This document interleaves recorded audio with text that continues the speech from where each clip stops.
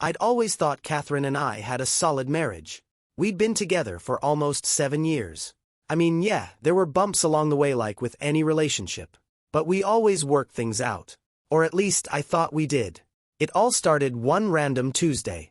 I was at work, doing my usual grind. Meetings, emails, the usual crap. Catherine, though, had the day off. She worked part-time at a boutique, but that day she was just at home, probably bored out of her mind. Or so I thought. It wasn't until later that night, after I got home and started looking through the security camera footage from our front door, that I realized just how wrong I'd been. You know how security cameras work, right? They're supposed to catch everything, every little movement. I guess I'd gotten into the habit of checking the footage every now and then. It was just something to do when I had a minute or two of downtime. And that day, I'm glad I did. I clicked on the footage, thinking it'd be boring as hell like usual. Just some mailman dropping off a package or the neighbor's dog sniffing around our yard. But instead, I saw Catherine, standing there, smiling like a damn teenager. She was chatting with some guy I didn't recognize. I thought maybe it was one of the workers from the boutique, but then I saw the delivery bag he was holding. Mark, the food delivery guy. I couldn't quite figure out what was happening at first, so I replayed it. Over and over again. My stomach started twisting up, the way it does when you're about to realize something you don't want to. Catherine was letting him in. She invited him inside like it was no big deal, all casual, like she wasn't married. I was frozen, watching this stranger in my house, and it hit me. She wasn't just being friendly. The next few minutes on the footage confirmed everything. They weren't just talking. They were sitting at the kitchen table, laughing, talking, like they were friends or something. But what really did it was when I saw them eating together. He wasn't just there to drop off food.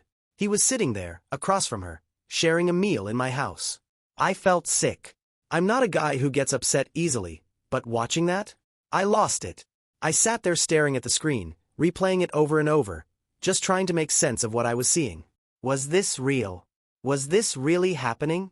My wife, was having lunch with some delivery guy, laughing with him like they were old pals. And I was at work, none the wiser, just trying to make a living. I thought back to the past few months, how she'd been acting a little off. More distant, more busy. I should have known. Hell, I probably did know, but I didn't want to face it. You always ignore the small signs until they slap you right in the face. That was just the beginning. I knew, without a shadow of a doubt, I wasn't going to let this slide. I wasn't going to be the guy who just sat there and took it. I had to do something. I wasn't going to get played like this. But first, I needed to see her reaction. I didn't know how I was going to do it. The shock of seeing Catherine with him, in our kitchen, laughing, sharing a meal, it messed me up more than I expected. But I couldn't just sit there, pretending like everything was normal. I had to act. I waited a few hours, giving myself time to think it through. I could feel the anger building inside me, like a slow burn that I could no longer control. I couldn't just leave things to fester, not when I had this kind of proof. So, I made a decision. I was going to confront her. But not just her. I wasn't going to let Catherine get away with this, not without facing the full consequences. The next morning, I woke up early, barely getting any sleep, and immediately set my plan in motion. First, I called Mark's delivery service. I didn't even need to explain much. They had his contact information on file. They were quick to get me his number. When I saw his name pop up on the screen, I couldn't stop myself from feeling a wave of rage. I tried to calm myself down. I wasn't going to go in guns blazing. Not yet. Instead, I focused on the goal. Getting him here. I needed him to face this too. So, I made a few calls, set up a time. It wasn't a huge hassle to arrange things, but in the back of my mind, I kept thinking about Catherine. How she was going to react when she saw him again. But I had to make her face the truth. She wasn't going to lie her way out of this. When the time came, I didn't give her any warning. I couldn't. I wasn't about to give her the chance to spin any story or talk her way out of it. I walked through the door like I always did, acting like it was just a regular day. Catherine was on the couch, scrolling through her phone, looking distracted as usual. She didn't even seem to notice the tension in the air as I closed the door behind me. I didn't say a word. Instead, I walked straight into the kitchen, grabbed my phone, and hit play on the footage. I let the silence hang there, just long enough for her to hear the faint sound of the video starting. She didn't react immediately, but I could tell something clicked in her mind when she saw Mark standing there on the screen, laughing, sitting at our table like it was no big deal. Her face went pale, her eyes widening. I wasn't sure if she thought she could talk her way out of it or if she was just trying to figure out how much I'd seen. But she knew. She knew exactly what was coming. I stayed quiet. No need to say anything.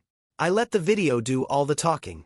She didn't even try to lie at first, probably because she couldn't. She stood there, frozen, her lips pressed tight. And then, slowly, she turned to face me, her eyes darting between me and the screen. I had so many things I wanted to say, but I didn't trust myself to speak. If I said anything, it would be too much. Too much emotion, too much anger. I didn't want her to see how much she had affected me. So I just stood there, letting the weight of it all sink in. I wasn't going to beg her for explanations. I wasn't going to give her that power. The silence stretched on longer than I'd expected, but I didn't care. I wanted her to feel the sting. I wanted her to understand that she wasn't going to get away with it. Not this time. When she finally broke the silence, her voice was small, shaky. She tried to explain, to make excuses, but they were all weak. She said things like it was just a mistake, or that I wouldn't understand. But I didn't need to hear it. I wasn't interested in her excuses anymore. I had the proof, and that was enough. At some point, I don't even know how it happened, but she started crying. It wasn't real, though. It was the kind of crying people do when they're caught red-handed and trying to get sympathy. I wasn't falling for it. I'd been betrayed. My trust was shattered, and that was never going to be the same. I didn't stick around for the show. Instead, I turned and called Mark. He was already outside, waiting. I hadn't told him everything, but I knew he would figure it out soon enough when he walked through that door. I opened it, and I saw the same look on his face. He wasn't scared, but he was definitely uneasy. Maybe he thought he was just doing his job, delivering food. But now, standing there, face to face with me, he saw the anger in my eyes. Without saying a word to him, I motioned for him to come in. Catherine looked from me to him, probably realizing for the first time just how deep this was going. She was still crying, still playing the victim. But this time, she had no escape. Mark hesitated for a second, but I didn't care. I wasn't about to ask him to leave. I had nothing to say to him. He was just a part of the bigger picture, the one I'd put together from the footage. I wasn't going to drag this out. I just needed her to know that I wasn't going to tolerate this. Not now. Not ever. The whole thing was suffocating. And Catherine. She wasn't going to get the satisfaction of hearing me yell or beg for answers. That wasn't the plan. The plan was to make her face the truth. No sugarcoating, no excuses. That was the first step. Now, the real revenge was about to begin. The moment Mark stepped inside, I felt this strange sense of finality, like I was watching a movie unfold in real time, but I was the one holding the remote. I didn't care what either of them said, or how Catherine reacted. I wasn't going to lose my composure. Not today. Catherine just stood there, still sniffling, but it wasn't enough to pull on my heartstrings. I couldn't look at her the same way anymore. She wasn't the woman I married. That woman was gone. In her place was this stranger, someone who had betrayed me, humiliated me, and didn't seem to care much about it. Mark looked nervous, shuffling his feet. I could tell he didn't know what to do, probably because he'd never expected to get dragged into something like this. But I didn't care about his discomfort. He was just a small part of it. He was a delivery guy, a guy who knew better than to cross those boundaries, and yet here he was. Catherine finally spoke again, but it was just more of the same. Apologizing, pleading, saying it didn't mean anything, that she was just bored and had a moment of weakness. She tried to talk about how I was always working, always busy, how she felt neglected. But none of it mattered. Her excuses felt like noise. She wasn't even trying to apologize for the right reasons. She was just trying to make me feel guilty, trying to turn it back on me. That was the thing that made me the angriest, that she could twist everything like that. I stood there, staring at her, watching her tears fall. I didn't feel sorry for her. Not anymore. It wasn't my job to fix this. She made her choice, and now it was my turn to make mine. I turned my attention back to Mark. His eyes were shifting nervously between us. I knew he wanted to bolt, but he was stuck now. I wasn't going to let him off the hook, either. The guy had been in my house, eating my food, sitting at my table with my wife. I didn't care if he didn't think he'd done anything wrong. He had. He knew what was going on. He wasn't some innocent bystander here. I had no sympathy for him, either. "I want you gone," I said, my voice colder than I intended. I could see Catherine flinch when I spoke to him that way, like she wasn't used to hearing me be so direct, so harsh. But I wasn't interested in sparing anyone's feelings anymore. I didn't owe her that. Mark didn't hesitate. He grabbed his jacket off the back of the chair, threw it on, and left without a word. He knew better than to stick around. Maybe he thought I would ask him to explain himself, but there was nothing left to explain. The damage was done. I just wanted him out of my house. When the door closed behind him, Catherine fell silent. It was the first time she'd stopped talking since I started showing her the footage. I don't think she knew what to say. And for a second, I almost felt bad for her. Almost. But then I remembered her face on the video, her laughter, how she'd been so casual about the whole thing. The guilt didn't come. The anger did, and it made me feel stronger than I'd felt in days. I want a divorce, I said, not even raising my voice. I just wanted it out there. Clean, simple, no room for negotiation. Her mouth opened like she was going to say something, but I didn't care. The words didn't need to be said a second time. I meant it. Her face twisted up, but it wasn't guilt I saw on it, it was panic. She could feel it now, the ground slipping from under her feet. She knew what I was capable of, but I'm not sure she ever thought I'd actually do it. I think she thought she could apologize her way out of this, give me the sad face and the tears, and I'd forgive her. But I wasn't that guy. Not anymore. She tried again, more desperate this time. Kyle, please, it was a mistake, I didn't mean to. But I didn't want to hear it. The words weren't worth the air they took up. It wasn't about her anymore. It was about me, about what I was willing to put up with. And I was done. I walked out of the room, grabbing my coat from the hallway. I didn't even give her a chance to say anything more. I had already made up my mind. I wasn't about to let her drag me into her web of lies and excuses. I didn't need to hear another word from her. When I slammed the door behind me, I felt a strange sense of relief. The house felt emptier now, quieter, like a weight had been lifted off my chest. But it wasn't over. Not by a long shot. The divorce was just the beginning. What I had planned next, that would make her understand what it really meant to betray someone. As I walked out to my car, I took a deep breath. This wasn't just about revenge. It was about taking back control of my life. Taking back everything she had tried to destroy. And I wasn't going to stop until I did. After leaving the house, I spent the next few days trying to get my head straight. I didn't need to rush anything. I had time to plan. Catherine didn't know it yet, but she was about to lose everything. And I was going to make sure she felt every single step of it. The first thing I did was call my lawyer. I wanted to make sure I had everything in order before I even brought up the word divorce officially. It wasn't just about getting the papers signed. It was about making sure she had no chance to wriggle out of this. Catherine wasn't the type to just give up without a fight. She'd lie. She'd manipulate. I could already hear her pulling the "I'm the victim" card in court. But this wasn't going to be a simple divorce. I wasn't going to play by the usual rules. I had enough saved up to make sure she didn't walk away with any of the luxury she'd been living in. The expensive clothes, the designer bags, the vacations. She thought she could live this glamorous life and do whatever she wanted without consequences. But it was all about to come crashing down. The lawyer was helpful, but cold. We went over the details, what I could take, what she could take. She wouldn't get a dime of the savings we had built together. I had more than enough proof of her infidelity, and the fact that I'd already moved out meant I was in a stronger position than I thought. Catherine had no idea how much I knew. I didn't just have the video footage from the cameras. I'd gone through our bank accounts, checked the phone records. I knew about the late-night texts, the calls, everything. She didn't think I'd ever be the type to dig into her life like that. I didn't want to know, but I had to. If I was going to win this, I needed every piece of ammunition. The next few days, I kept my distance. I made sure she couldn't get a hold of me. She'd been texting, calling, but I ignored it all. She wasn't getting any sympathy from me. I was still so angry, hurt, too, but I couldn't let it show. I needed her to feel the consequences of what she had done, not just emotionally, but financially, socially, in every way. I wanted her to realize that her little fling wasn't worth the destruction it caused. The hardest part was knowing that people around us would get involved. Friends, family. I'd have to tell them what happened. That part of it. It stung a little. It wasn't just about losing Catherine. It was about losing the life I thought we had. I had friends who loved her. People who would side with her just because they didn't know the full story. But that was okay. In the end, I didn't need them to understand. I didn't need anyone's approval. I just needed Catherine to see that there were real, lasting consequences to her actions.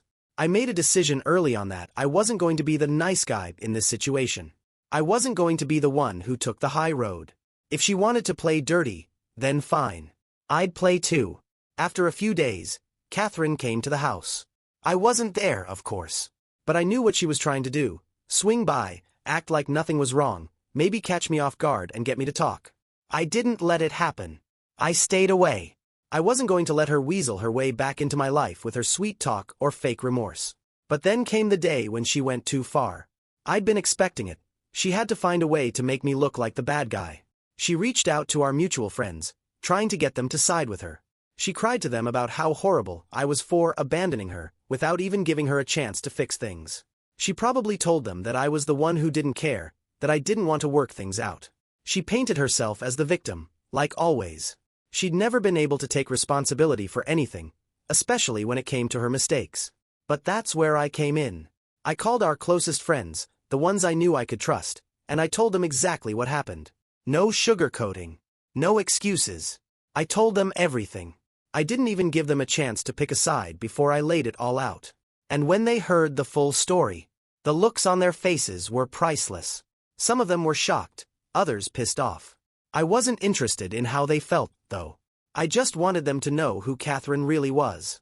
That's the part she didn't think through. She never thought about the people who would find out the truth. I had to let people know. It wasn't just about revenge anymore.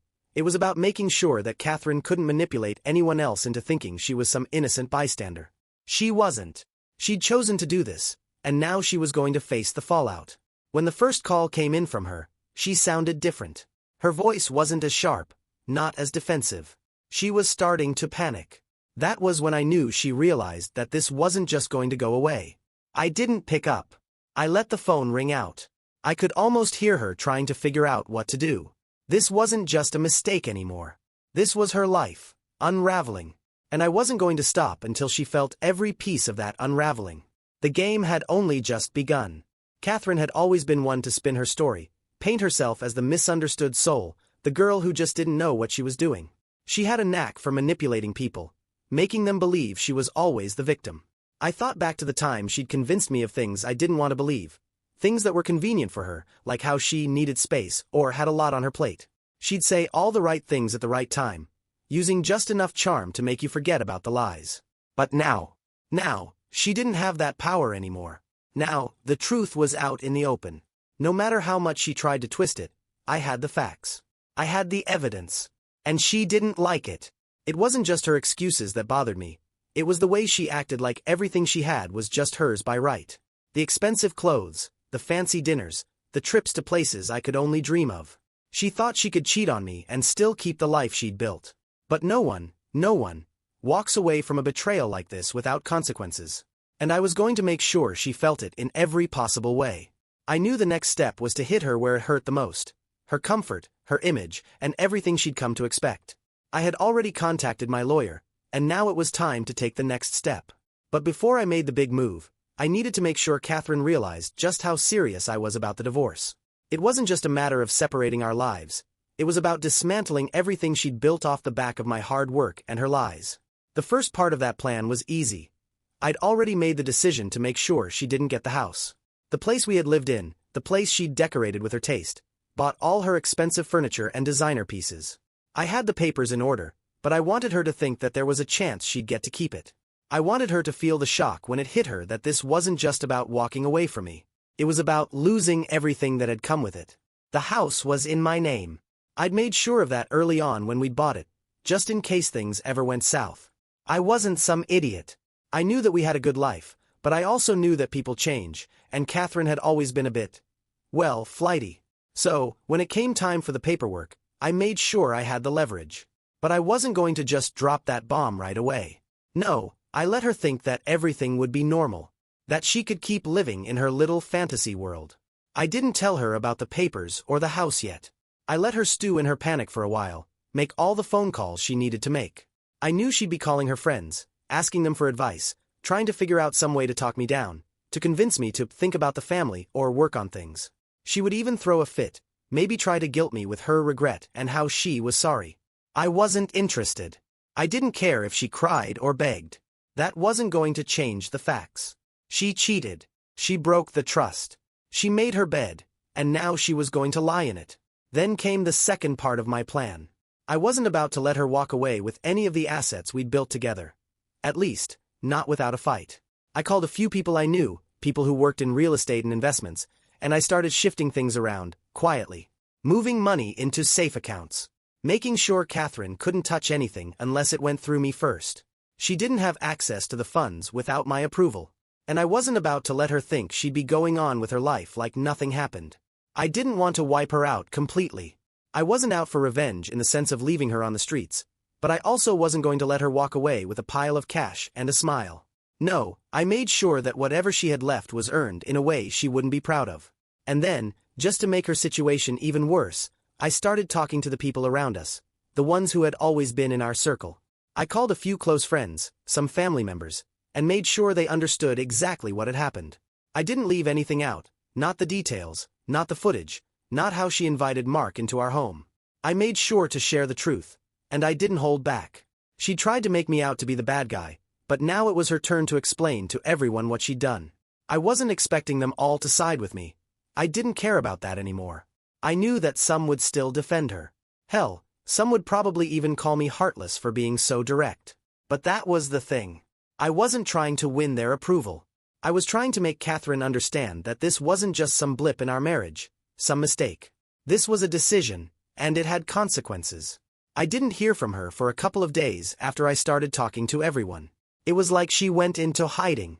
She was probably busy calling her lawyer, trying to figure out what her next move was. But it didn't matter. I was already ahead of her. I had all the pieces lined up, and I wasn't going to stop. Not until she had lost everything. I wasn't just getting rid of her. I was making sure she couldn't take what was mine.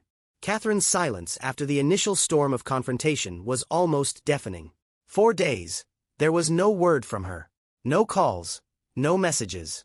At first, I thought maybe she was processing it all, realizing the weight of her betrayal. But as the days dragged on, I started to wonder. Was she plotting her next move, or was she just too prideful to admit what she'd done?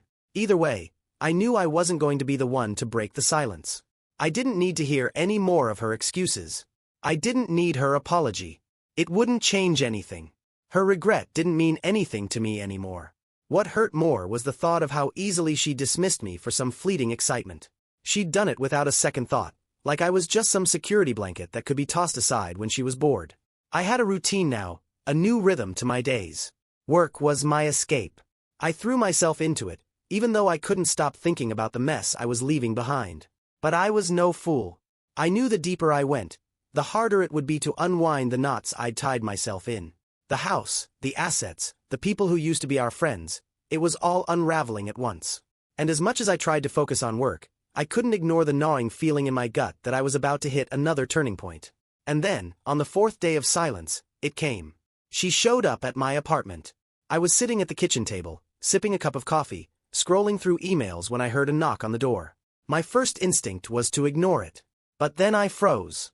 The knock was too firm, too deliberate to be anyone else. I opened the door, and there she was. Her hair was messily tied up, and she was wearing a hoodie, like she had just rolled out of bed. She didn't look like the confident, polished woman I had known. Instead, she looked tired, defeated, even. But that wasn't enough to soften my heart. She stepped inside before I even had a chance to say anything, the familiar scent of her perfume wafting into the small space. For a moment, I thought maybe I could hear her out. Maybe she had something real to say. But I knew deep down that I had nothing left to give her.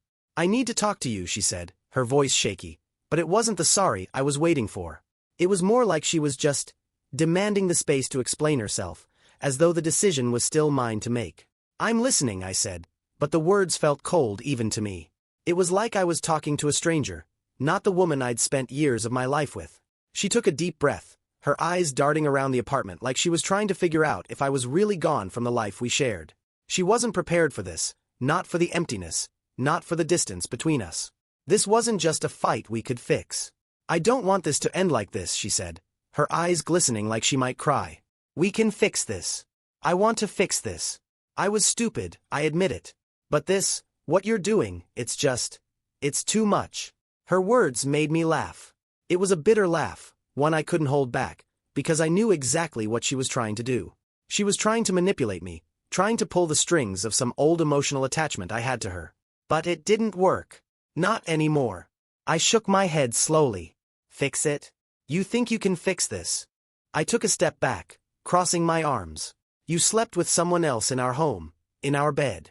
And you think an apology is gonna cut it? I wasn't thinking, Kyle, she said, her voice breaking as she walked closer to me. I was lonely. And you were always working. I didn't know how to get your attention. I didn't want to hear it. I didn't need to hear the excuses. She was trying to justify it all, explain away her actions like they were some kind of mistake she could undo. But there was no undoing this. No amount of "I'm sorry" or "it won't happen again" was going to bring back what we'd had. It was shattered beyond repair. Don't, I interrupted, holding up a hand. Don't sit here and make me feel like I'm the one who failed. You did this, Catherine. You chose this. And you know what? You're gonna have to deal with the fallout, because I'm done. I could see the shock on her face, the realization that I wasn't going to give her a chance to weasel her way back into my life. She had nowhere to go with it. The tears started up again, but I didn't care. I didn't feel sorry for her. I was done feeling sorry for myself, too. I've already contacted the lawyer, I continued, my voice even. Divorce papers are in the works. And when it's done, you won't be living here anymore. She recoiled like I'd slapped her, like the words actually stung. Maybe she thought I would drag things out, give her time to win me back. But that was the problem. She'd always expected me to just roll over, to let her get away with whatever she wanted. She was wrong. I'm sorry. I am sorry, she begged, her voice desperate now. Please, Kyle. Please don't take everything from me. I'll change. We can fix it. But I wasn't listening anymore. I wasn't listening to her apologies or her cries. She had already shown me what she was willing to do behind my back. There was no fixing it. Not anymore. I'm not taking anything from you, I said quietly, but firmly. You took everything from me, Catherine. I'm just taking it back. She stood there for a moment, staring at me like she didn't know who I was anymore. Maybe she didn't. And for the first time in a long time, I realized I didn't recognize her either. This wasn't the woman I married. This was a stranger who had used me, betrayed me, and now expected me to pick up the pieces. But I wasn't going to.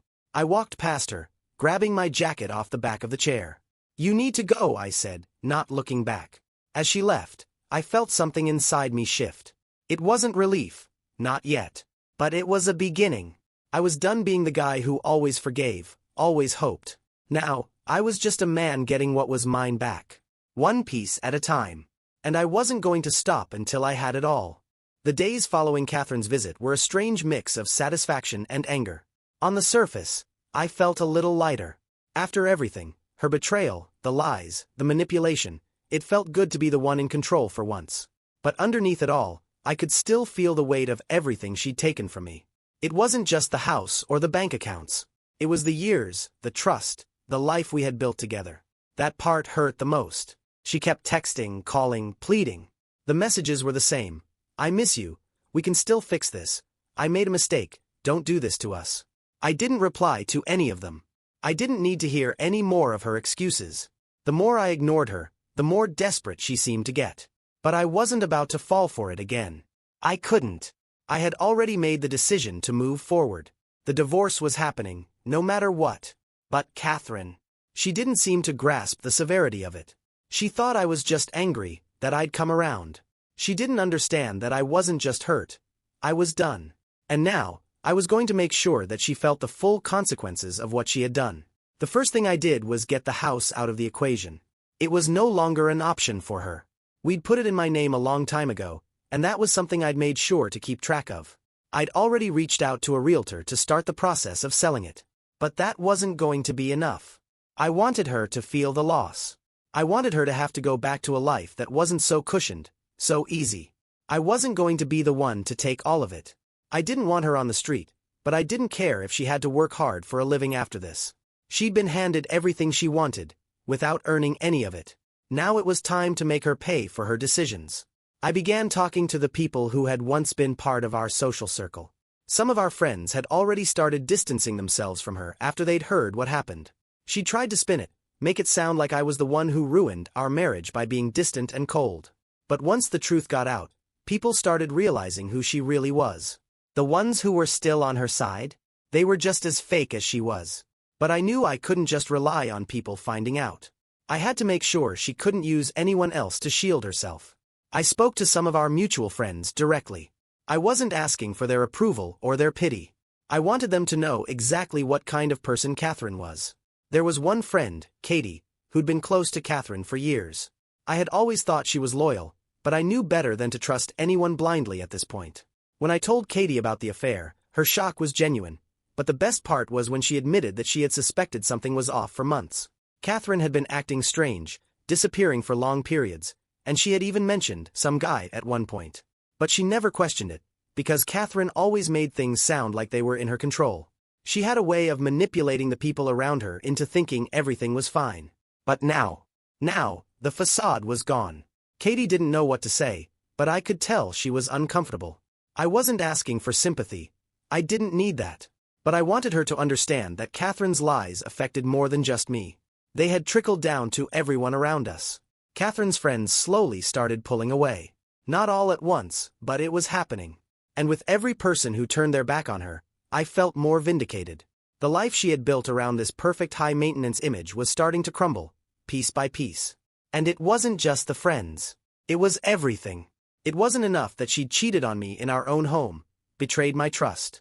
She'd also been using me for years, enjoying a life of luxury without ever having to truly earn it. She thought her beauty, her charm, and her ability to manipulate were enough to get her through anything. But now, she was going to have to face the reality that her actions had consequences. She started showing up at the apartment more frequently. Sometimes, she'd stand at the door, knocking softly, like she still had the right to walk in whenever she wanted. Other times, she'd try texting me, acting like we could talk things through like we were still a couple. I had no patience for it anymore.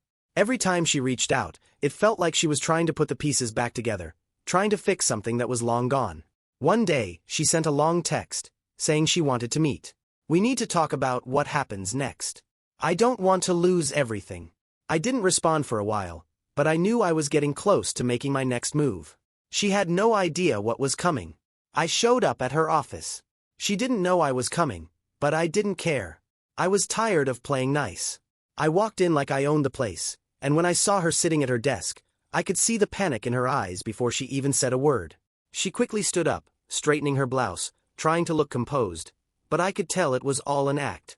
"Why are you here?" she asked, her voice shaky, like she was trying to control the situation, trying to keep me from seeing her crack. "Just here to remind you of a few things," I said. "You think you can just play the victim, Catherine? You think you can cheat on me, betray my trust, and then just ask for everything back? It doesn't work like that." She looked around, trying to see if anyone had noticed me, but I didn't care. I wasn't doing this for an audience. I was doing this to make sure she realized the gravity of what she'd done. "You're not going to get away with this. I'm taking everything I can, Catherine. You'll be lucky if you don't walk away with nothing." Her face went pale. She didn't speak, just stood there, frozen. And for the first time I saw it. Real fear. Fear of losing everything.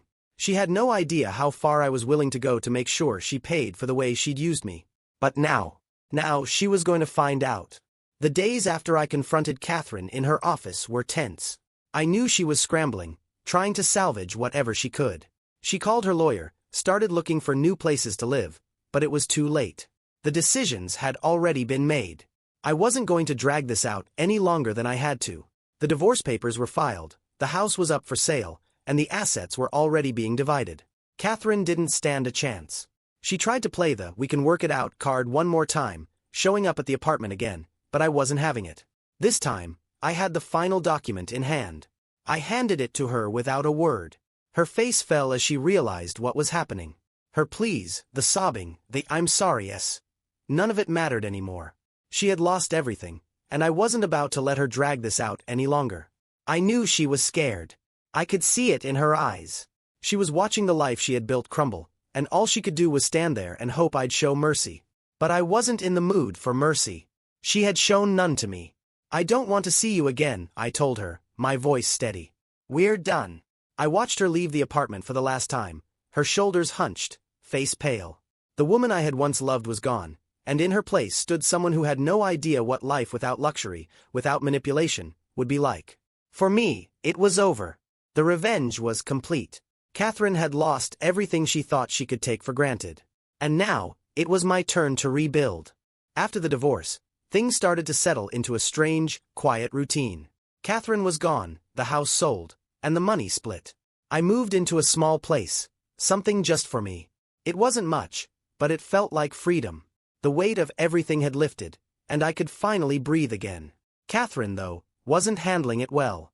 She started reaching out to mutual friends, but her life had crumbled. The friends who used to adore her were starting to distance themselves. Her car, her job, her lifestyle, all gone. She wasn't the confident woman she'd once been. Now she was just scrambling to hold on to whatever she could. She tried to manipulate her way back into some comfort, but I didn't bite. I didn't feel sorry for her. She had done this to herself. The affair, the lies, it had all caught up with her. She lost everything for a moment of excitement. Then, I got a call from her lawyer. Catherine was trying to contest the settlement. But I wasn't interested in playing her games anymore. I let my lawyer handle it.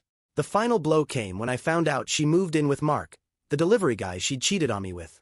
It felt like some twisted kind of karma, but honestly, I couldn't care less.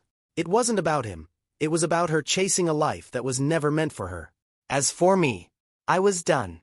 The revenge I'd taken was swift and final, and now I could finally start over. Catherine had lost everything she'd cared about, and I was moving on, one step at a time. Months passed, and things began to settle. Catherine was gone, the house sold, and the money divided. I moved into a smaller place, a fresh start. It wasn't glamorous, but it was mine, and for the first time in a long while, it felt like peace. Catherine, though, didn't handle it as well.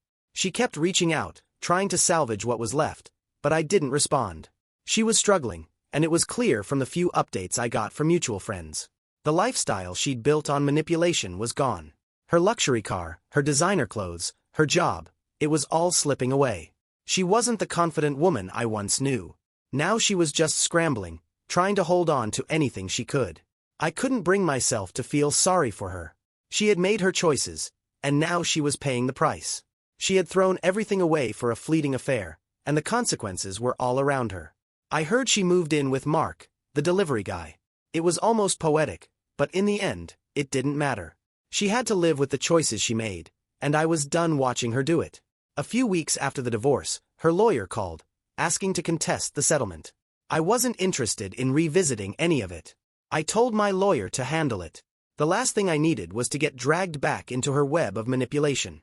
Catherine's life kept spiraling. People who once stood by her started to see her for who she really was, and even those who didn't abandon her were talking about her behind her back. She lost more than just me. She lost everything that had made her feel secure, and it seemed like she was beginning to realize just how much of it was built on lies. As for me, I was moving on. It wasn't about revenge anymore. It wasn't about her at all. It was about finding a new life for myself. A life that didn't revolve around her, her drama, or the lies she fed me. I focused on myself, my healing, and the things that brought me peace. Quiet mornings, long walks, good friends, and simple joys that had once been lost in the chaos of her world. In the end, the best revenge wasn't in making her suffer. It was in living a life free from her influence, finding my own happiness, and rebuilding from the wreckage of the past. Catherine had lost everything, but I had found a new beginning. And that, I realized, was all I really needed.